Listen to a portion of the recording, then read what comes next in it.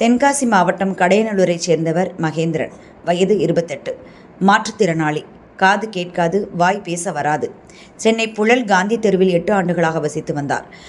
பாடியில் உள்ள பிரபல துணிக்கடையில் வேலை செய்தார். அவ்வப்போது குடும்பத்துக்கு வீடியோ கால் செய்வாராம்.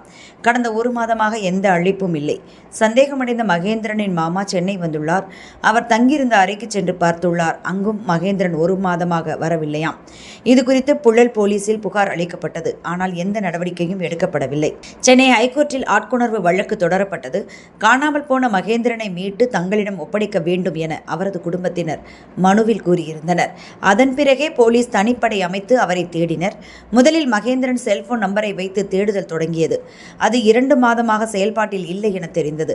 கடைசியாக சிக்னல் கட்டான இடம் குறித்தும் ஆய்வு செய்யப்பட்டது. இருந்தாலும் தெளிவான ஆதாரங்கள் கிடைக்கவில்லை. இதற்கிடையில் மகேந்திரனின் செல்போன் நம்பரில் இருந்து சில நாட்களுக்கு முன் சிக்னல் வந்தது. அதனை கொண்டு போலீசார் துரிதமாக விசாரித்தனர். அதில் பல திடுக்கிடும் தகவல் வெளிவந்துள்ளது.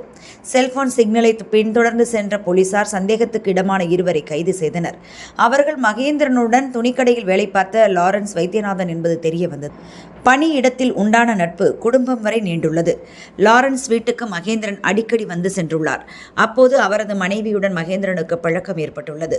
இதை அறிந்த லாரன்ஸ் மகேந்திரனை தீர்த்து கட்ட திட்டம் போட்டார். நண்பர் வைத்தியநாதனை உதவிக்கு அழைத்தார். இருவரும் சேர்ந்து மகேந்திரனை தனியாக பார்ட்டிக்கு அழைத்துள்ளனர். அப்போது மூவரும் சேர்ந்து மது அருந்தியதாக தெரிகிறது. போதையில் கிடந்த மகேந்திரனை நண்பர்கள் இருவரும் அடித்து சித்திரவதை செய்துள்ளனர். மர்ம உறுப்பில் எட்டி உதைத்துள்ளனர். இதில் மகேந்திரன் இறந்தார். அவரது உடலை அருகே இருந்த கழிவுநீர் கால்வாய் தொட்டியில் வீசியுள்ளனர். அதன் மேல் மூடி போட்டு மூடிவிட்டு ஒன்றும் தெரியாதது போல் சென்றுள்ளனர்.